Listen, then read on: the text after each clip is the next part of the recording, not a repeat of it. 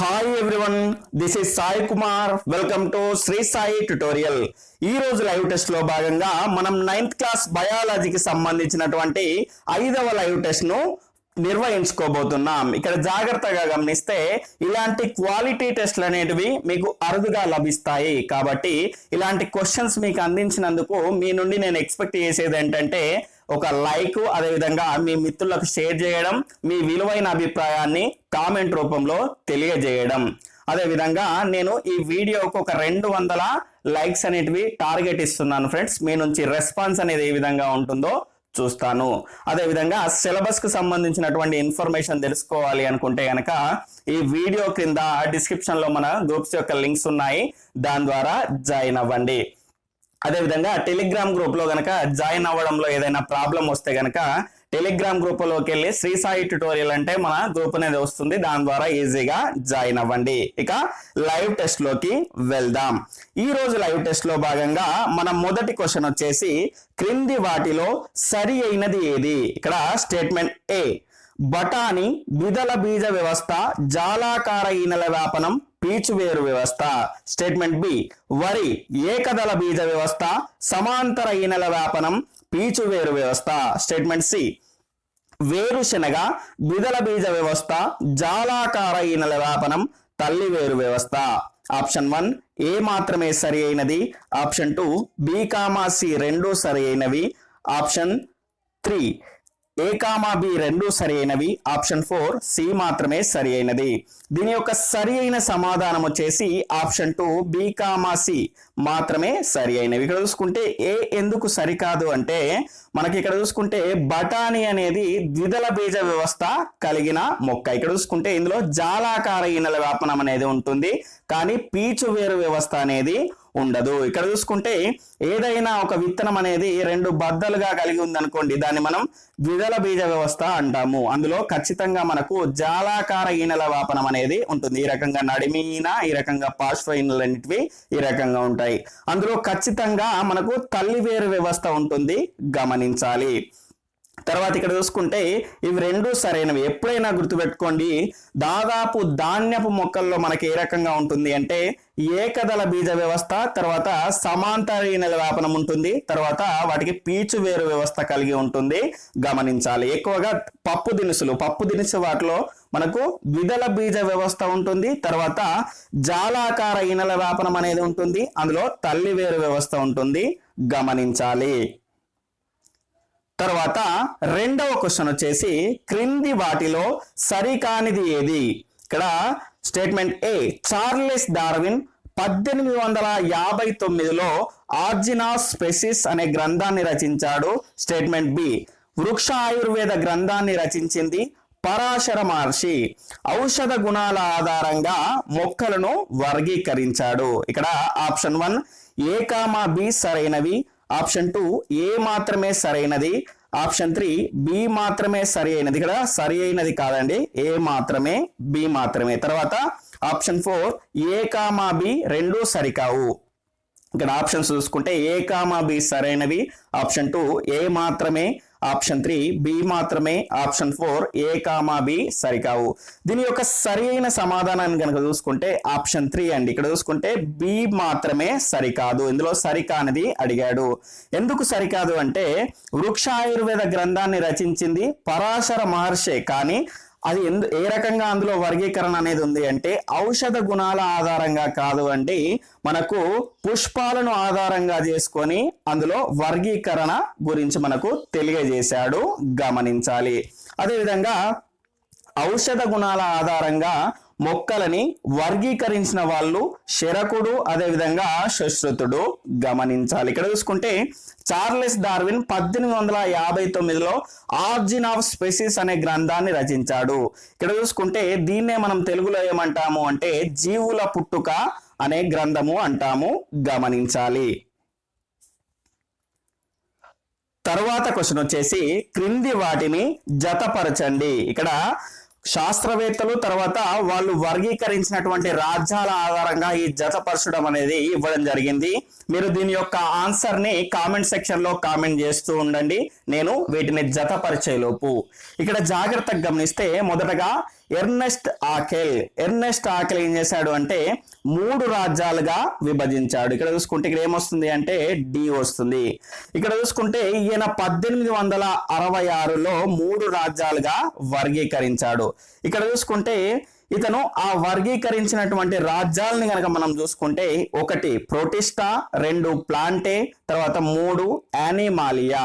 ఇక్కడ చూసుకుంటే ఎర్నెస్ట్ ఆకెల్ ఈ రకంగా మనకు వర్గీకరణ చేశాడు కాబట్టి ఇక్కడ ఏమొస్తుంది డి వస్తుంది. తర్వాత విట్టేకర్ ఎన్ని రాజ్యాలుగా విభజించాడు అంటే 5 రాజ్యాలుగా కాబట్టి ఇక్కడ ఏమొస్తుంది ఏ అనేది వస్తుంది. విట్టేకర్ 1969లో మొనీరా, ప్రొటిస్టా, ప్లాంటే, ఫంగై, యానిమాలియా ఈ 5 రాజ్యాలుగా మనకు విభజించాడు. తర్వాత చాటన్ వచ్చేసి మనకు 2 సామ్రాజ్యాలుగా విభజించాడు కాబట్టి ఇక్కడ ఏమొస్తుంది బి అనేది వస్తుంది. ఇక్కడ చూసుకుంటే చాటన్ వచ్చేసి 1925లో కేంద్రక పూర్వులు, తర్వాత కేంద్రక పూర్వ జీవులు, అదేవిధంగా నిజ కేంద్రక జీవులు ఈ రకంగా 2 రాజ్యాలుగా విభజించాడు. తర్వాత కెవాలియర్ స్మిత్ వచ్చేసి మనకు ఆప్షన్ ఈ అండి. ఇక్కడ చూసుకుంటే 6 రాజ్యాలుగా విభజించాడు. 6 రాజ్యాలు ఏంటివి అంటే బ్యాక్టీరియా, ప్రోటోజోవా, క్రోమిస్టా, ప్లాంటే, ఫంగే, అనిమాలియా ఈ రకంగా మనకు ఎవరు విభజించారు అంటే కెవాలియర్ స్మిత్ అనే వ్యక్తి విభజించాడు కాబట్టి ఇక్కడ ఏమొస్తుంది ఈ అనేది వస్తుంది. తర్వాత ఐదవది వచ్చేసి కోప్లాండ్. ఇక్కడ చూసుకుంటే ఈయన 4 రాజ్యాలుగా విభజించాడు కాబట్టి ఇక్కడ ఏమొస్తుందండి సి అనేది వస్తుంది. ఇక్కడ చూసుకుంటే కోప్లాండ్ వచ్చేసి మనకు 1938లో 4 రాజ్యాలుగా మనకు విభజించాడు. అవి ఏంటంటే మనకు మొనీరా, ప్రొటెస్టా, ప్లాంటే తర్వాత ఈ రకంగా విభజన జరిగింది. ఇక్కడ చూసుకుంటే మనకి ఏమొచ్చింది డిఏబిఈసి అనేది వచ్చింది. డిఏబిఈసి అనేది ఎక్కడ ఉందండి మనకు ఆప్షన్ 1 లో ఉంది కాబట్టి దీని యొక్క సరి అయిన సమాధానం వచ్చేసి ఆప్షన్ 1 గమనించాలి. తర్వాత 4వ క్వశ్చన్ వచ్చేసి క్రింది వాటిని వర్గీకరణ చేసిన సంవత్సరాల ఆధారంగా అవరోహణ క్రమంలో అమర్చిన దానిని గుర్తించండి. ఇక్కడ అవరోహణ క్రమము అంటే ఎక్కువ సంవత్సరం నుంచి తక్కువ సంవత్సరానికి. ఇక్కడ చూసుకుంటే మొదటి ఆప్షన్ వచ్చేసి Cavalier Smith, Whittaker, Chatton, Copeland, Linnaeus. Statement 2 Woese et al, Copeland, Haeckel, Chatton, Linnaeus. Option 3 Whittaker, Woese et al, Copeland, Chatton, Haeckel, Linnaeus. Option 4 Woese et al, Whittaker, Copeland, Chatton, Haeckel, Linnaeus. దీని యొక్క సరి అయిన సమాధానాన్ని కనుక చూసుకుంటే option 4 అండి. ఇక్కడ చూసుకుంటే అవరోహణ క్రమం అంటే వాళ్ళు సంవత్సరాలు ఎక్కువ నుంచి తక్కువకు మనం అమర్చాలి. ఇక్కడ చూసుకుంటే మనకు ఉజ్ ఎట్ అల్ మనకు 1990లో మనకు 3 రాజ్యాలుగా విభజించాడు. తర్వాత విట్టేకర్ వచ్చేసి 1969లో మనకు 5 రాజ్యాలుగా విభజించాడు. అదేవిధంగా కోఫ్లాండ్ కనుక చూసుకుంటే 1938లో మనకు 4 రాజ్యాలుగా విభజించాడు. అదేవిధంగా తర్వాత చాటన్ కనుక చూసుకుంటే 1925లో 2 రాజ్యాలుగా విభజించాడు. అదేవిధంగా హాకెల్ కనుక చూసుకుంటే 1866లో మనకు 3 రాజ్యాలుగా విభజించాడు. తర్వాత ఇక్కడ చూసుకుంటే లిన్నేయస్ వచ్చేసి 1755వ సంవత్సరంలో మనకు 2 రాజ్యాలుగా విభజించాడు కాబట్టి అవరోహణ క్రమం వచ్చేసి ఆప్షన్ 4 గమనించాలి. తర్వాత 5వ క్వశ్చన్ వచ్చేసి ల్యూకా అనగా option 1 last universal common ancestor, option 2 least unit common ancestor, option 3 last universal core ancestor, option 4 least universal core ancestor. దీని యొక్క సరి అయిన సమాధానం వచ్చేసి ఆప్షన్ 1 అండి. ఇక్కడ చూసుకుంటే ల్యూకా అనగా లాస్ట్ యూనివర్సల్ కామన్ యాన్సెస్టర్. ఇక్కడ జాగ్రత్తగా గమనిస్తే మొట్టమొదటి కణాన్ని మనం ఏమంటాము అంటే లూకా అంటాము. ఇక్కడ చూసుకుంటే దీని యొక్క ఫుల్ అబ్రివేషన్ వచ్చేసి లాస్ట్ యూనివర్సల్ కామన్ యాన్సెస్టర్. ఇక్కడ చూసుకుంటే ఈ లూకా నుండి తరువాతి కాలంలో 3 కణాలు పుట్టుకొచ్చాయి. అదేవిధంగా ఈ 3 కణాలు కాలక్రమేణా ఏ రకంగా మారాయి అంటే 3 రంగాలుగా మారాయి. ఆ 3 రంగాలకు సంబంధించినటువంటి వాటిని మనం చూస్తే మొదటి రంగంలో అరాకియా, రెండవ రంగంలో మనకు బ్యాక్టీరియా, తర్వాత 3వ రంగంలో యురేకియా, ఈ రకంగా ఉంటాయి. వీటిని ప్రతిపాదించింది వ్యూస్ అనే శాస్త్రవేత్త, గమనించాలి. తర్వాత 6వ క్వశ్చన్ వచ్చేసి ద్వినామీకరణ సిద్ధాంతానికి సంబంధించి క్రింది వాటిలో సరి అయినది ఏది? ఇక్కడ స్టేట్మెంట్ ఏ, కెరోలస్ వాన్ లిన్నేయస్ 1785లో ప్రతి జీవికి 2 పేర్లతో నామకరణం చేయడం మొదలు పెట్టాడు. స్టేట్మెంట్ బి, వీటిలో మొదటి పదం జీనస్, రెండవ పదం స్పెసీస్ ను సూచిస్తుంది. ఇక్కడ ఆప్షన్ 1 ఏ కామా బి సరైనవి, ఆప్షన్ 2 ఏ మాత్రమే సరైనది, ఆప్షన్ 3 బి మాత్రమే సరైనది, ఆప్షన్ 4 ఏ కామా బి రెండూ సరికావు.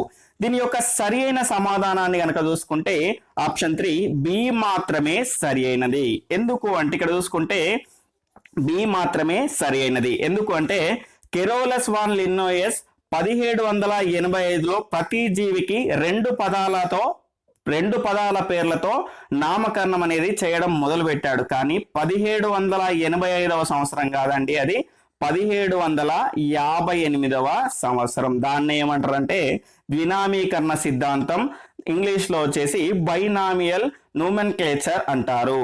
ఇక్కడ చూసుకుంటే వీటిలో మొదటి పదాన్ని మనం ఏమంటాము అంటే జీనస్ అంటాము. అంటే జీనస్ అంటే ప్రజాతి. అదేవిధంగా రెండవ పదాన్ని కనుక చూసుకుంటే దాన్ని జాతి అంటారు. ఇక్కడ చూసుకుంటే మొదటగా మనకు ఉదాహరణగా చూసుకుంటే హోమోసెఫియన్స్ అని తీసుకుంటాం కదా, అందులో హోమో అనేది జీనస్, అదేవిధంగా సెఫియన్స్ అనేది జాతిని తెలియజేస్తుంది, గమనించాలి.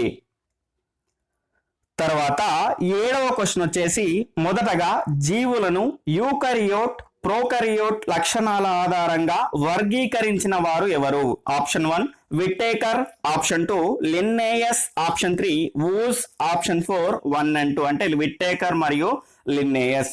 దీని యొక్క సరి అయిన సమాధానాన్ని కనుక చూసుకుంటే ఆప్షన్ 1 అండి. ఇక్కడ చూసుకుంటే విట్టేకర్ యూకరియోట్ తర్వాత ప్రోకరియోట్ ఈ లక్షణాల ఆధారంగా వర్గీకరించాడు. ఇక్కడ చూసుకుంటే యూకరియోట్ అంటే ఏంటి అంటే కేంద్రకం ఉన్నవి, లేకపోతే మనకు ప్రోకరియోట్ అంటే గనక కేంద్రకం లేనివి. ఈ లక్షణాల ఆధారంగా మనకు జీవుల్ని వర్గీకరించాడు. ఇక్కడ చూసుకుంటే మొదటగా కేంద్రయుత అంటే కేంద్రకాన్ని కలిగి ఉన్నటువంటి ఏకకణ జీవుల్ని ప్రొటిస్టా రాజ్యంలో పొందుపరిచాడు. అంటే అమీబా, యూగ్లినా ఈ రకంగా వాటిని ప్రొటిస్టా రాజ్యంలో పొందుపరిచాడు. తర్వాత మిగిలిన రాజ్యాల్లో జీవులను అవి ఆహారాన్ని పొందే విధానాన్ని బట్టి వాటి భేదాలకు అనుగుణంగా మిగిలిన రాజ్యాల్లో పొందుపరిచాడు, గమనించాలి. దీని యొక్క ఆన్సర్ 1 విట్టేకర్.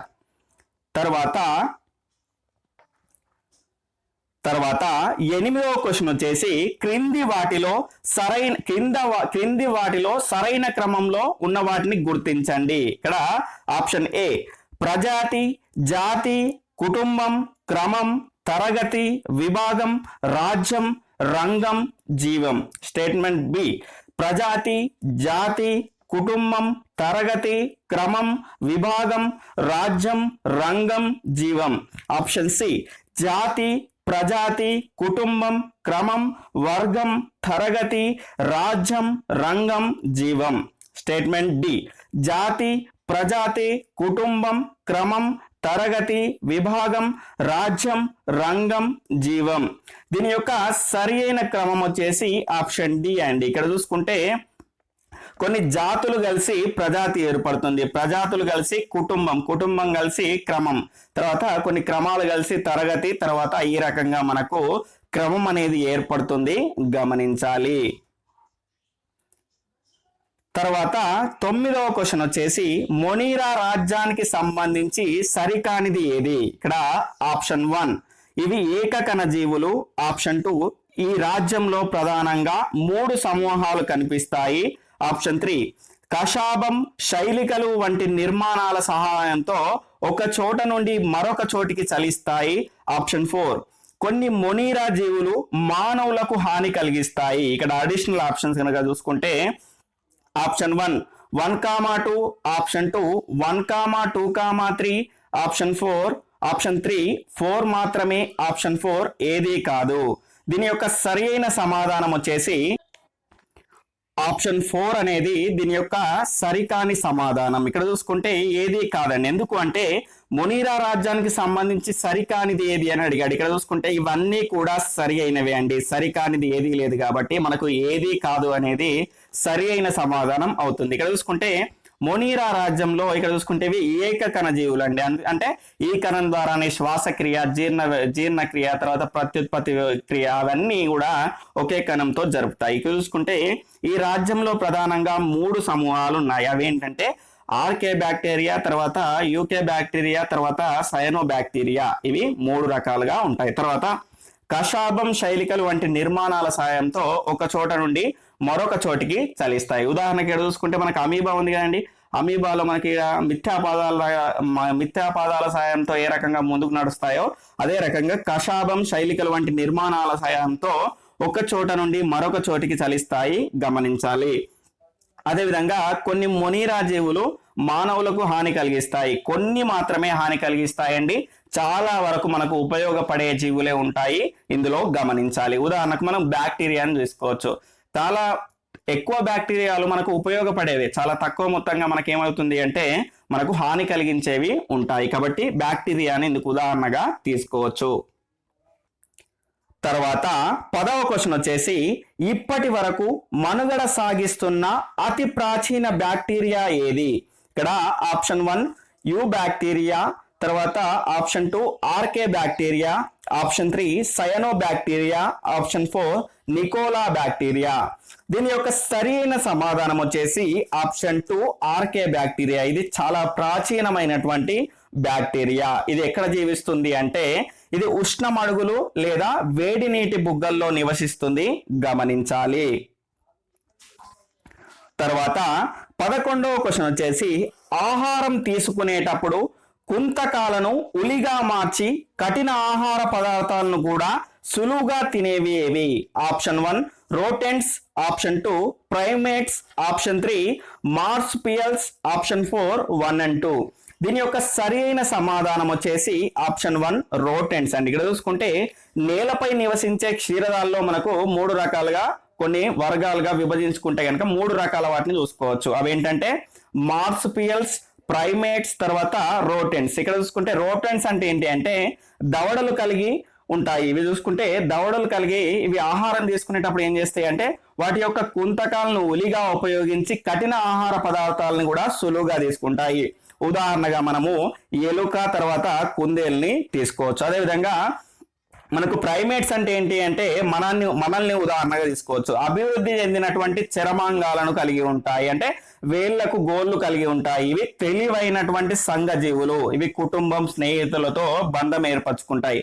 ఇలాంటి వాటిని ఏమంటాము అంటే మనం ప్రైమేట్స్ అంటాము. ఉదాహరణగా మనం కోతి మానవులను తీసుకోవచ్చు. అదేవిధంగా మార్సుపియల్స్ అనేది ఉంది కదా, ఇది అంటే ఏంటి అంటే పిల్లలను సంరక్షించుకోవడానికి ఒక సంచి లాంటి నిర్మాణం ఉదర భాగంలో కలిగి ఉంటుంది. ఈ రకమైనటువంటి వాటిని మనం ఏమంటాము అంటే మార్సుపియల్స్ అంటాము. ఉదాహరణగా మనం కంగారును తీసుకోవచ్చు, గమనించాలి. తర్వాత 12వ క్వశ్చన్ వచ్చేసి శిలీంధ్రాలకు సంబంధించి సరికానిది ఏది? ఇక్కడ స్టేట్మెంట్ ఏ సిద్ధ బీజాల సహాయంతో ప్రత్యుత్పత్తి జరుపుతాయి. తర్వాత స్టేట్మెంట్ బి కొన్ని ఏకకణ జీవులు, చాలా వరకు బహుకణ జీవులు. తర్వాత స్టేట్మెంట్ సి ఉదాహరణ రైబోజియం, మ్యూకార్, అగారికస్. ఏమడిగాడు? సరికానిది ఏది అని అడిగాడు. Option 1 A comma B comma C, option 2 A comma C, option 3 B comma C, option 4 ఏది కాదు. దీని యొక్క సరి అయిన సమాధానాన్ని కనుక చూసుకుంటే ఆప్షన్ 4 ఏది కాదు అండి. ఎందుకు అంటే ఇవన్నీ కూడా సరి అయినవే. సిద్ధ బీజాల సహాయంతో ప్రత్యుత్పత్తి అనేటివి శిలీంధ్రాలు జరుపుతాయి. ఆల్రెడీ మనం ప్రీవియస్ క్లాసులో చెప్పుకున్నాం. అదేవిధంగా ఇందులో కొన్ని ఏకకణ జీవులు, చాలా వరకు బహుకణ జీవులు ఉంటాయి. ఇది కూడా సరి అయినది. ఉదాహరణ చూసుకుంటే రైబోజియం, మ్యూకార్, అగారికస్ ఇవి కూడా శిలీంధ్రాలకు ఉదాహరణని కాబట్టి 3 కూడా సరి అయినవి. తర్వాత 13వ క్వశ్చన్ వచ్చేసి మొక్కల వర్గీకరణ క్రమం ఏ విధంగా ఉండును. ఇక్కడ ఆప్షన్ ఏ, మొక్క శరీరం గుర్తించడానికి వీలు కలిగిన భాగాలుగా విభేదనం చెందినదా. ఆప్షన్ బి, పండు లోపల దాగి ఉన్నాయా, బయటకి కనిపిస్తున్నాయా. ఆప్షన్ సి, నీరు, లవణాలు మొదలైన వాటిని రవాణా చేయడానికి అవసరమైన ఖనిజాలు ఉన్నాయా. ఆప్షన్ డి, విత్తనాలు ఉత్పత్తి చేసే సామర్థ్యం ఉందా లేదా. ఈ రకంగా మనకు వర్గీకరణ క్రమంలో ఉన్నటువంటి వాటిని ఇవ్వడం జరిగింది. దాని యొక్క సరి అయిన క్రమాన్ని గుర్తించాలి. ఇక్కడ option 1 ACDB, option 2 ABDC, option 3 ACDB, option 4 BCDA. దీని యొక్క సరి అయిన సమాధానం వచ్చేసి ఆప్షన్ 1 ఏసీడీబీ అండి. ఇక్కడ చూసుకుంటే మొదటగా మనకి ఇక్కడ చూడండి ఏం చేస్తారంటే మొదటి దశలో మొక్క శరీరం గుర్తించడానికి వీలు కలిగిన భాగాలు విభేదనం చెందినవా, అంటే మొక్క యొక్క పత్రాలు, వేరు, ఈ రకంగా కాండాన్ని మనం గుర్తించగలుగుతున్నామా లేదా అని చూస్తారు. దాని తర్వాత ఏం చేస్తారంటే నీరు, లవణాలు మొదలైన వాటిని రవాణా చేయడానికి అవసరమైనటువంటి ఖనిజాలు ఉన్నాయా లేదా అని చూస్తారు. దాని తర్వాత మూడో దశలో ఏం చేస్తారంటే విత్తనాలు ఉత్పత్తి చేసే సామర్థ్యం ఉందా లేదా అని చూస్తారు. దాని తర్వాత ఏం చేస్తారు అంటే ఒకవేళ సామర్థ్యం గనక ఉంటే అది పండు లోపల దాగి ఉంటాయా లేకుంటే బయటికి కనిపిస్తాయా అని నాలుగవ దశలో చూస్తారు. ఈ రకంగా వర్గీకరణ క్రమం అనేది ఉంటుంది, గమనించాలి. తర్వాత 14వ క్వశ్చన్ వచ్చేసి క్రింది వాటిలో సరి అయినది ఏది. ఇక్కడ స్టేట్మెంట్ ఏ, ఫెర్న్ మొక్క పుష్పాలను ఉత్పత్తి చేస్తుంది. స్టేట్మెంట్ బి, ఫైన్ జిమ్నోస్పర్మ్స్ కి ఉదాహరణ.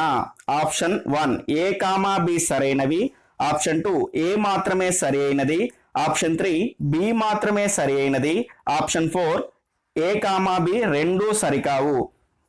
దీని యొక్క సరి అయిన సమాధానాన్ని కనుక చూసుకుంటే ఆప్షన్ 3 బి మాత్రమే సరి అయినది. ఎందుకు అంటే ఇక్కడ చూసుకుంటే ఫెర్న్ మొక్క పుష్పాలను ఉత్పత్తి చేయదండి. ఇక్కడ చూసుకుంటే చేస్తుంది అని ఇచ్చాడు కాబట్టి ఇది రాంగ్. ఇక్కడ చూసుకుంటే ఫెర్న్, మాస్ వంటి మొక్కల్లో పుష్పాలు ఉండవండి ప్రత్యుత్పత్తి కొరకు. వీటిలో ఏముంటాయి అంటే సిద్ధ బీజాశయాలు అనేటివి ఉంటాయి. అవి ఏం చేస్తాయి అంటే సిద్ధ బీజాలను ఉత్పత్తి చేస్తాయి. ఈ రకంగా సిద్ధ బీజాలు ఉండి అందులో సిద్ధ బీజాశయాలు ఉండి ఇందులో సిద్ధ బీజాలను ఉత్పత్తి చేయడం ద్వారా అందులో ప్రత్యుత్పత్తి అనేది జరుగుతుంది. ఇక్కడ చూసుకుంటే మనకు ఫైన్ అనేది జిమ్నోస్పర్మ్స్ కి ఉదాహరణ. జిమ్నోస్పర్మ్స్ అంటే ఏమిటి అంటే వివృత బీజాలు. అంటే ఇక్కడ చూసుకుంటే ఇందులో మనకి ఏ రకంగా ఉంటుంది అంటే మనకు బయటికి కనిపిస్తుంది, అంటే వివృత బీజాలు. ఇందులో విత్తనాలు అనేటివి ఏ రకంగా ఉంటాయి అంటే మనకు బయటకు కనిపిస్తూ ఉంటాయి. విత్తనాలు అనేటివి బయటికి కనిపిస్తూ ఉంటాయి, గమనించాలి. వాటిని ఏమంటాము అంటే జిమ్నోస్పర్మ్స్ అంటాము. ఇక్కడ జాగ్రత్తగా గమనిస్తే విత్తనాలు గనక పండు లోపలే ఉంటే వాటిని ఏమంటారు అంటే ఆవృత బీజాలు, ఆంజియోస్పర్మ్స్ అంటాము.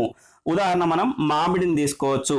అలా కాకుండా విత్తనాలు బయటికి కనిపిస్తూ ఉంటే వాటిని ఏమంటాము అంటే మనము వివృత బీజాలు అంటాము, జిమ్నోస్పర్మ్స్ అంటాము, గమనించాలి. ఉదాహరణగా మనం ఫైన్ మొక్కను తీసుకోవచ్చు. ఇక్కడ చూసుకుంటే మనకు ఇంకొక విషయం కూడా చెప్పుకోవాలండి. ఇక్కడ చూసుకుంటే పుష్పాలను ప్రత్యుత్పత్తి కోసం పుష్పాలను ఉత్పత్తి చేసే వాటిని ఏమంటాము అంటే క్రిస్టోగామ్స్ అంటాము. ఉదాహరణ మనం ఏం చేస్తాం, పుష్పాలను ఉత్పత్తి చేయని వాటిని ఏమంటాము అంటే క్రిస్టోగ్రామ్స్ అంటాము.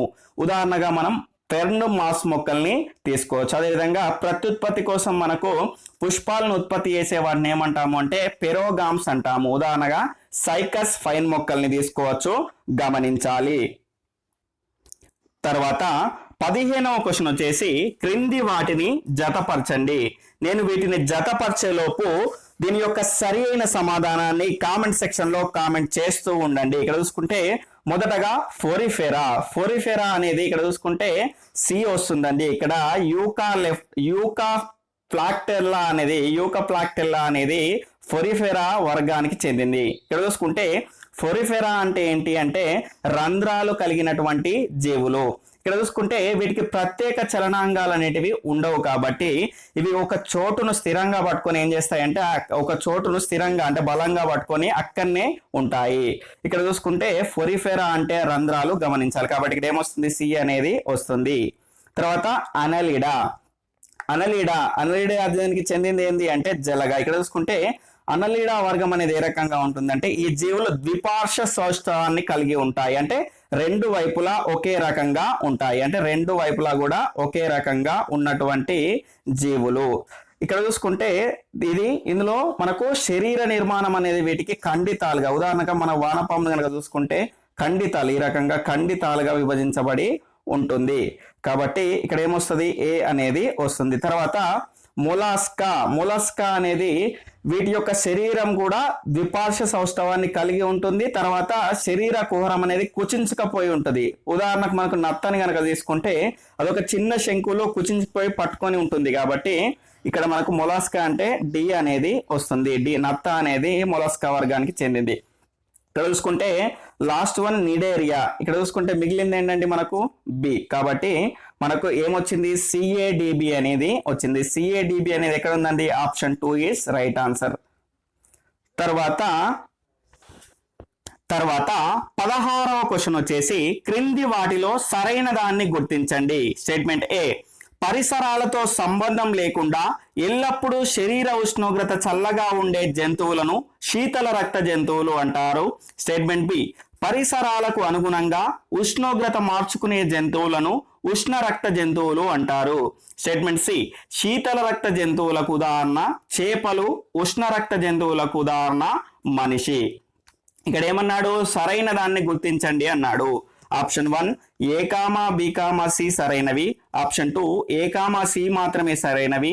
ఆప్షన్ 3 బి కామా సి మాత్రమే సరైనది. ఆప్షన్ 4 ఏది కాదు. దీని యొక్క సరి అయిన సమాధానం వచ్చేసి ఆప్షన్ 4 ఏది కాదు అండి. ఎందుకు అంటే ఇక్కడ చూసుకుంటే ఇందులో సి ఒకటి మాత్రమే సరి అయినది. కాబట్టి ఇక్కడ సి అనే ఆప్షన్ లేదు కదా. కాబట్టి ఏది కాదు అనేది మన యొక్క సరి అయిన సమాధానం అనేది అవుతుంది. ఇలాంటి క్వశ్చన్స్ కూడా ఉంటాయి ఫ్రెండ్స్. కాబట్టి జాగ్రత్తగా ప్రిపేర్ అవ్వాలి. ఇలాంటి క్వశ్చన్స్ మన దగ్గర మాత్రమే దొరుకుతాయి. కాబట్టి నేను మీ దగ్గర నుంచి ఎక్స్పెక్ట్ చేసేదంటే మీ మిత్రులకు షేర్ చేయండి, మన ఛానల్కు సపోర్ట్ చేయండి. కాబట్టి ఈ రకంగా సపోర్ట్ చేస్తే మా నుండి మీకు మరిన్ని క్వాలిటీ టెస్ట్లు అనేటివి అందివ్వాలి అని మాకు అనిపిస్తుంది. ఇక్కడ చూసుకుంటే దీని యొక్క సరైన సమాధానం వచ్చేసి ఆప్షన్ 4 ఏది కాదు. ఇక్కడ మనం జాగ్రత్తగా గమనిస్తే పరిసరాలతో సంబంధం లేకుండా ఎల్లప్పుడూ శరీర ఉష్ణోగ్రత చల్లగా ఉండే జంతువులు శీతల రక్త జంతువులు అంటారు అన్నాం. ఇక్కడ చూసుకుంటే పరిసరాలకు అనుగుణంగా వాటి యొక్క శరీర ఉష్ణోగ్రతను మార్చుకునే వాటిని ఏమంటాము అంటే శీతల రక్త జంతువులు అంటాము. వీటికి ఉదాహరణగా చేపలు, ఉభయచరాలు, సరీసృపాలను మనం తీసుకోవచ్చు. తర్వాత పరిసరాలకు అనుగుణంగా ఉష్ణోగ్రతను మార్చుకోని జంతువులు మనం ఏమంటాము అంటే ఉష్ణ రక్త జంతువులు అంటాము. మనం పక్షులు, క్షీరదాలు మనం ఉష్ణ రక్త జంతువులకు ఉదాహరణగా తీసుకోవచ్చు. తర్వాత ఇక్కడ చూసుకుంటే శీతల రక్త జంతువులకు ఉదాహరణ చేపలు, ఇది సరైనదే. తర్వాత ఉష్ణ రక్త జంతువులకు ఉదాహరణ మనిషి, ఇది కూడా సరి అయినదే, గమనించాలి. తర్వాత 17వ క్వశ్చన్ వచ్చేసి ఎన్ని కిలోమీటర్ల మేర నిర్మించుకున్న పగడాల దీవిని కోరల్ రీఫ్ అంటారు. ఆప్షన్ 1 1800 చదరపు కిలోమీటర్లు. ఆప్షన్ 2 1800 మీటర్లు. ఆప్షన్ 3 1800 కిలోమీటర్లు. ఆప్షన్ 4 1800 చదరపు మీటర్లు. దీని యొక్క సరి అయిన సమాధానం వచ్చేసి ఆప్షన్ 1 1800 చదరపు కిలోమీటర్లు. ఇక్కడ చూసుకుంటే 1800 చదరపు కిలోమీటర్ల మేర నిర్మించుకున్నటువంటి పగడాల దీవిని మనం ఏమంటాము అంటే కోరల్ రీఫ్ అంటాము. ఇక్కడ పగడాలు అనేటివి ఇవి సిలెంటిరేటా లేదా నిడేరియా వర్గానికి చెందినవి, గమనించాలి. ఇక్కడ చూసుకుంటే ఒక్కొక్క పగడం అనేది 3 నుండి 56 మిల్లీమీటర్ల వరకు ఉంటుంది, గమనించాలి. 3 నుంచి 56 మిల్లీమీటర్లు. తర్వాత 18వ క్వశ్చన్ వచ్చేసి ఈ క్రింది వాటిలో ఆర్థోఫోడా లక్షణాలు ఏవి. ఇక్కడ ఆప్షన్ 1 జల ప్రసరణ వ్యవస్థ. ఆప్షన్ 2 కీళ్లతో కూడిన కాళ్ళు. ఆప్షన్ 3 స్వేచ్ఛాయుత రక్త ప్రసరణ వ్యవస్థ. ఆప్షన్ 4 తేమతో కూడినటువంటి చర్మం. ఇక్కడ ఆప్షన్ ఏ 1,2 సరైనవి. ఆప్షన్ బి 2,3 సరైనవి. ఆప్షన్ సి 3,4 సరైనవి. ఆప్షన్ డి 1,4 సరి అయినవి. దీని యొక్క సరి అయిన సమాధానం వచ్చేసి ఆప్షన్ బి 2,3 అనేటివి సరి అయినవి. ఆర్థోఫోడా అంటే కీటకాలకు చెందినటువంటి వర్గము. ఇందులో కీళ్లతో కూడిన కాళ్ళు అనేటివి ఉంటాయి. ఆర్థోపోడా అంటే అర్థమే అది, కీళ్లతో కూడినటువంటి కాళ్ళు. ఇక్కడ చూసుకుంటే జల ప్రసరణ వ్యవస్థ కాదండి, ఎందుకంటే అది నీటిలో ఉండేటివి కావు కాబట్టి. ఇక్కడ చూసుకుంటే స్వేచ్ఛాయుత రక్త ప్రసరణ వ్యవస్థ ఉంటుంది. స్వేచ్ఛాయుత రక్త ప్రసరణ వ్యవస్థ అన్న వివృత రక్త ప్రసరణ వ్యవస్థ అన్న రెండు ఒకటే, ఎందుకంటే వీటికి నాళాలు అనేటివి అభివృద్ధి చెంది ఉండవు కాబట్టి, కోటరాల యొక్క నిర్మాణం అనేది ఉంటుంది కాబట్టి అందులో రక్తం అనేది స్వేచ్ఛగా ప్రసరణ జరుగుతుంది కాబట్టి దాన్ని స్వేచ్ఛాయుత రక్త ప్రసరణ వ్యవస్థ లేదా వివృత రక్త ప్రసరణ వ్యవస్థ అంటాము. కాబట్టి 2, 3 అనేటివి సరి అయినవి. తర్వాత 19వ క్వశ్చన్ వచ్చేసి ప్రత్యేక నాళికా పుంజాలని కలిగి ఉండేవి ఏవి? ఇక్కడ option A bryophyta, option B pteridophyta, option C cryptogams, option D angiosperms. దీని యొక్క సరి అయిన సమాధానం వచ్చేసి ఆప్షన్ బి టెరిడోఫైటా అండి. ఇక్కడ చూసుకుంటే ప్రత్యేక నాళికా పుంజాలు అంటే ఏమిటి అంటే, ఇక్కడ చూసుకుంటే కొన్ని మొక్కలకి ఎగువ స్థాయి మొక్కలకి ఏ రకంగా ఉంటాయి అంటే పుష్పాలు, వాటి ద్వారా ఏమవుతుంది ప్రత్యుత్పత్తి అనేది జరుపుతాయి. అలాంటి కాకుండా దిగువ స్థాయి మొక్కలు అంటే నాచు, ఈ రకంగా నాచును కనుక తీసుకుంటే మనకు అందులో చిన్న చిన్న ఇట్లా పోచలు అనేటివి ఉంటాయి. ఆ పోచ అనేది వేరే చోట ఎక్కడన్నా పోయి పడింది అనుకోండి, అది అక్కడ మొలుస్తుంది. అంటే ఆ పోచల్ని మనం ఏమంటాము అంటే నాళికా పుంజాలు అంటాము. ఈ నాళికా పుంజాల ద్వారా దిగువ స్థాయి మొక్కల్లో ప్రత్యుత్పత్తి అనేది జరుపుతుంది. ఇంకా చెప్పాలి అంటే విత్తనాలు అనుకోండి, ఇవి విత్తనాలుగా మనం భావించవచ్చు. తర్వాత 20వ క్వశ్చన్ వచ్చేసి క్రింది వాటిలో క్షీరదం ఏది? ఇక్కడ ఆప్షన్ ఏ షార్క్ చేప, option B jellyfish, option C గబ్బిలం, option D dolphin, option E తిమింగలం, ఆప్షన్ జి గుడ్లగూప. దీని యొక్క సరి అయిన సమాధానాన్ని కనుక చూసుకుంటే ఆప్షన్ 1 ACDE అండి. ఇక్కడ చూసుకుంటే మనకు ACDE కాదు, ఆప్షన్ 2 CDE అండి. ఇక్కడ చూసుకుంటే మనకు జెల్లీ ఫిష్, దాని తర్వాత షార్క్ చేప, దాని తర్వాత గుడ్లగూప అనేవి ఇవి క్షీరదాలు కావండి. ఇక్కడ చూసుకుంటే షార్క్ చేప యొక్క ప్రత్యేకత ఏంటి అంటే ఇది మన పిల్లల్ని అంటుంది కానీ దానికి పాలివ్వదు కాబట్టి అది ఆ రకంగా క్షీరదం అనేది కాదు. ఇక్కడ చూసుకుంటే గబ్బిలం అనేది, దాని తర్వాత డాల్ఫిన్, దాని తర్వాత తిమింగలం, ఇవన్నీ కూడా క్షీరదాలు అవుతాయి, గమనించాలి. తర్వాత ఈ రోజు ప్రశ్న కనుక చూసుకుంటే మొట్టమొదటి ద్విస్తరిత త్రిస్తరిత జీవులు వరుసగా ఏవి? దీని యొక్క సరి అయిన సమాధానాన్ని అదేవిధంగా ఈ లైవ్ టెస్ట్ లో మీకు వచ్చినటువంటి మార్కులను కామెంట్ సెక్షన్ లో కామెంట్ చేయండి. అదేవిధంగా రేపటి సిలబస్ ని కనుక చూసుకుంటే 9th క్లాస్ బయాలజీకి సంబంధించినటువంటి జ్ఞానేంద్రియాలు. ఓకే ఫ్రెండ్స్, నా లైవ్ టెస్ట్ మీకు నచ్చింది అనుకుంటున్నాను. నా లైవ్ టెస్ట్ కనుక మీకు నచ్చినట్లయితే తప్పకుండా లైక్ చేయండి, షేర్ చేయండి, మీ విలువైన అభిప్రాయాన్ని కామెంట్ రూపంలో తెలియజేయండి. Okay friends, bye, take care, Jai Hind.